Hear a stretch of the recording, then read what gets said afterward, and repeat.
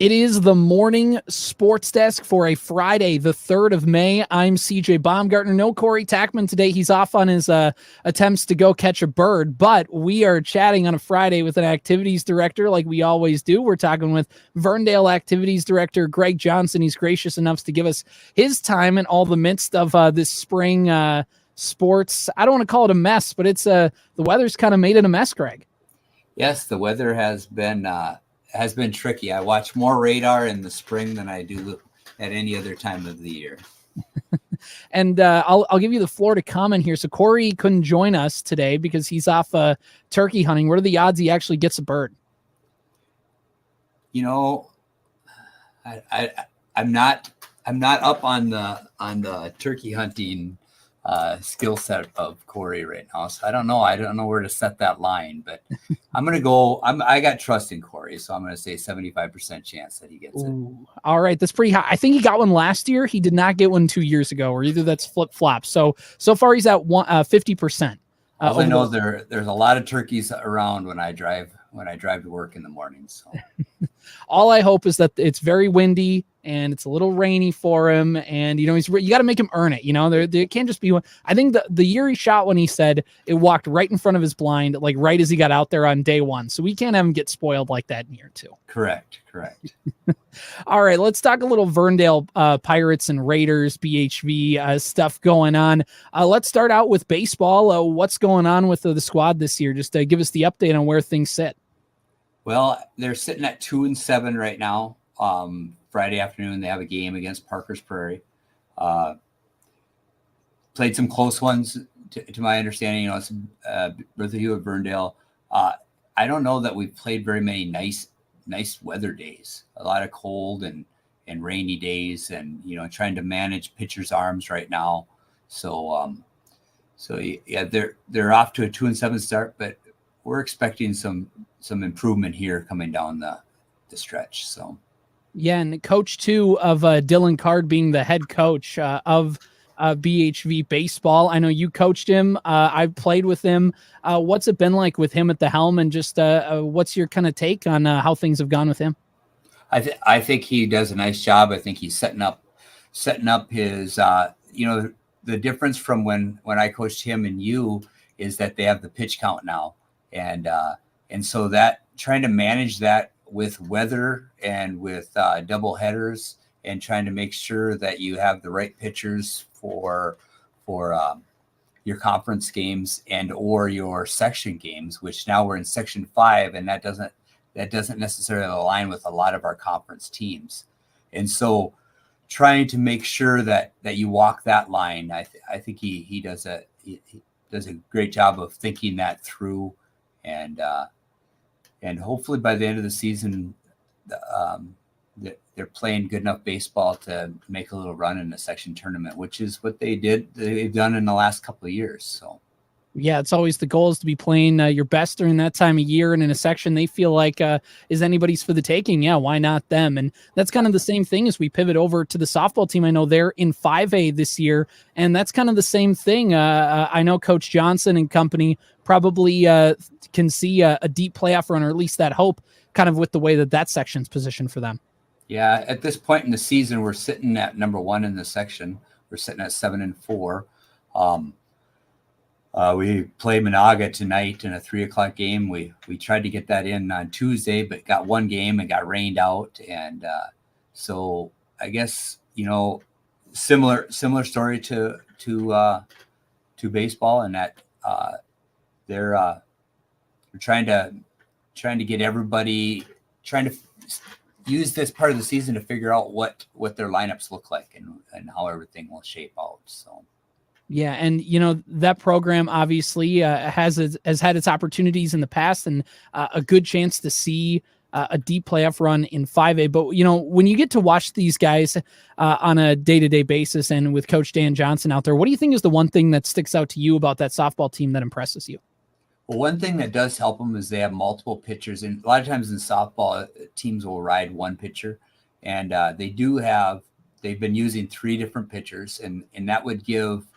Usually it would help a softball team have that chance to make a run if you have to play 2 games in a day and in a double elimination tournament. So that that does that. They have some really good speed at the top of their order on the bases. They have some power. And so they have a number of hitters that do a really good job. I think as soon as they figure out, how to shore up any of their holes that they might have on a given day, and some of that might just be youth and inexperience. So I think I would expect them to continue to play better. I know they played better at the end of this week than they did at the end of last week. So things are good. Things are looking up for the softball team. And let's move over to track and field now. Raiders track and field, obviously another strong season for them. Just kind of where do things sit on the boys and girls side? They're both teams are doing well. We were scheduled to be in 2 meets this week. Tuesday we were scheduled to go to UNC, and Thursday we were scheduled to go to Wadena Deer Creek, and both of those meets got rained out. So we're headed down to Long Prairie this afternoon for a meet so they could get a meet in this week. Now the Friday meet probably wouldn't be where we would schedule a meet with True Team next Tuesday. And I know on the boys side, they got a really, really good feeling towards being able to compete for the section True Team Championship. We got a couple of really solid relay teams that were invited to the NDSU. This is on the boys side, that were invited to the NDSU Elite Meet, and as well as a distance runner who's been invited. Brady Rock did well up in that meet as well. So yeah, they do a nice job of finding ways to score a lot of points in those track meets, and our girls team has been doing well also. Yeah, whenever I'd see that bus make its way from the Bertha Hewitt School to the Verndale School, I never envied those track runners because they can run a lot faster than I can, and making that run never sounded good to me. The 90-foot bases sounded a lot better. Yeah, you and I both, yeah. Than the track and field, but they do a great job and a lot of success. I know they've had a relay team that's been down to state the last couple of years, and they look to try and do that as well. It's a good time for Raiders athletics, I think, in the spring. Sure. And what else is going on at Verndale that you want to shout out, whether it's band, choir, speech, anything else going on at Verndale School that you want to let people know about while we got you here, Greg? Well, we will have a band and choir concert next Monday the 13th in Verndale. So then that's one less rain day that we have for our other activities, but they'll be doing that, and then they'll have their baccalaureate and graduation services at the end of the year. One other sport that we do have here in the spring is we go with Staples Motley in golf. And one of our golfers, Carter White, won the state 2A championship last year as a sophomore, and he's been golfing really well. And so we have on the Staples Motley golf team, we have 2 varsity players, Carter and then his younger brother Jackson. And actually, in the meet that they were at yesterday at the preserve that was hosted by Pine River Bacchus, they took 1 and 2 in that meet. So that's a real positive thing. And then on the girls' side, we have Mallory Olsman golfing on the varsity right now, and she was a state tournament qualifier last year as an individual. So we have a couple of golfers out of our school that are helping out the Staples Motley golf team and doing really well. And Carter's hoping to be able to defend his state championship, and we'll see what happens. Hopefully that. I know their team has been doing well too, and that'd be a fun thing if their team could advance and do well in the section, and then see what happens from there. So yeah, I know they. I believe they both got both Carter and Mallory were preseason ranked in a couple different metrics too. So that's a really good shout out for them. Yep. They're both good golfers, and Mallory's headed to Southwest State next year for golf, and Carter's headed back to Verndale next year. So, yeah. Hopefully trying to go back to back, right? Well, let's just take one meet at a time for him. All right. Greg Johnson, the activities director over at Verndale Schools. Greg, we appreciate the time that you have taken to come on and tell us what's going on with Verndale and Bertha Hewitt Verndale, Verndale Staples Motley, and all the stuff going on. I know it's been a busy week or weeks for you guys, but we we appreciate the time that you've taken to come on and tell everybody how things are going. Yeah, and I would just encourage any of our fans when they're trying to figure out where and who we're playing on any given day to go to the school's website and go into the athletics tab and look under our school calendar, because that's where we change things first. We try to push things out through social media, but that doesn't always hit everybody, and it doesn't always hit your feed at the right time. So the place to check is definitely on our school website. All right. Always great to talk with you, Greg. Have a great rest of the spring, and we'll hope to do this again in the fall. Okay. Thank you, CJ. Nice talking to you again. Would like to give a big thank you to Verndale Activities Director Greg Johnson for joining us on the Morning Sports Desk. Always good to catch up with him and see what's going on over in Verndale. Full disclosure, he was my assistant coach for baseball growing up, and him and Coach Reaver, obviously very good at what they do when they were coaching, and Coach Carr doing a great job with the baseball program there. But it's always good to talk with him and catch up and talk a little baseball and things of that sort. So always good to talk with him, and always good to do these AD run-ins and check-arounds, because they do such a great job advocating for their programs and their kids and letting everybody know what's going on. Sometimes, whether you live in Monaga or Sabika, Wadena, any of these other towns, and you want to know what's going on with some of these other schools, it's a great way to kind of quick catch up and see what's going on without having to do a ton of digging. So we always appreciate those activities directors coming on and giving us the time today on the Morning Sports Desk. So let's wrap things up, and I don't want to go too much into it because I got some other stuff going on here on a Friday, and there's no Corey to kind of help steer the ship. No Zeke. Yesterday he was on the program, which was awesome. Go give yesterday's episode a listen. We talked about the Twins and the rally sausage and everything else going on in terms of that. But today I want to spend the rest of our time talking about the Minnesota Timberwolves and Chris Finch, who, remember, hurt his knee falling into the video board, or like the scorer's table, I guess, after Mike Conley was running out of bounds. He was fouled by Devin Booker trying to go up the sideline. And Chris Finch, if you actually watch the video replay of the incident, Chris Finch dives in front of Conley. So Finch doesn't dodge out of danger. He hurt his knee because he was trying to block Mike Conley from hurting himself, running into the scorer's table and potentially being out for the second round of a playoff series. So first of all, I'd like to nominate Chris Finch for president, Finchy for president. He's got my vote already. And if he wins NBA finals for the state of Minnesota, if he gets the championship, if the Timberwolves win the finals this year, he'll get the electoral votes of Minnesota, Iowa, the Dakotas, and maybe Nebraska, maybe the three from Omaha, and then the one electoral vote for the rest of the state. Or it's the one from Omaha and the rest of the state is the three. I think he can win all four of those, which is unprecedented for Nebraska. So I think Finchy could do all that. Maybe even Montana's. I think he could Ross Perot this thing if Chris Finch really wanted to. But I mean, it just goes to show you how good of a coach he is. The guys like him. Chris Finch is tough. And I think when we think of tough on players, I think we think of Tom Thibodeau, who is real, yelling and screaming. And I think certain players like that. I'm not trying to say it never works, but with Tibbs, it just felt like, man, I didn't want to be a player just getting constantly barked at all the time. It wouldn't sound right for me. Chris Finch is hard on those guys. He is, you hear Anthony Edwards talk about it, Mike Conley, Rudy Gobert, Karl Anthony Towns. They all talk about how Finchy's hard on him. And he'll yell at them and he'll correct them in the video room. He's not afraid to get after guys, but it's in a different way. It feels like that it's more of a dad vibe, if that makes sense. Your dad yells at you, but he's, typically not yelling at you just to yell at you and to bark. He's doing it because he wants you to pay attention and because he's upset with you, but not that he wants to yell at you. He doesn't like yelling at you. It's to remind you to kind of get in line and figure things out. And it's worked.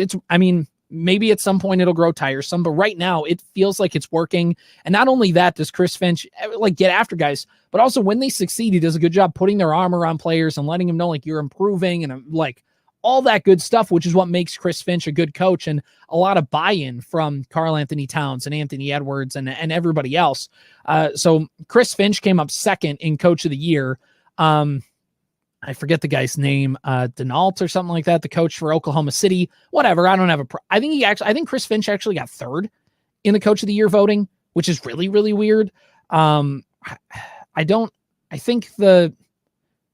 got it was I'm trying to think of who got second in Coach of the Year, but it was a massive them? Really?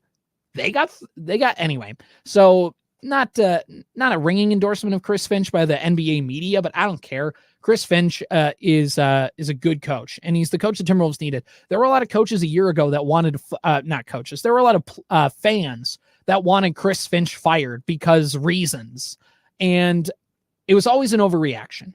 Chris Finch is the perfect coach for this team. It's working, and basically he had his patella tendon surgery, and he's going to be coaching, I believe, from the sidelines. There was talk that he would like coach from the locker room, and assistant coach Micah Nori would have like a headset on, like he's an NFL coach, and he's got the thing, and he's getting the spider 2Y banana call from the locker room from Chris Finch. I believe from what I've read, he's going to be on the sidelines tomorrow, but I'm not sure. Tip off 6 o'clock tomorrow on TNT from the Ball Arena in Denver. Here we go. Nuggets and Wolves. This is going to be a grind. I actually like Nuggets fans. I've interacted with them. I know personally a couple Nuggets fans. They're like great to talk to. I think there's a real appreciation for both the Nuggets and the Timberwolves. I think these are two teams that are fans of each other. Like, you know, with the Suns or even with the Thunder, like there's potential for like to be bad blood, or like when the Wolves played Memphis or whatever.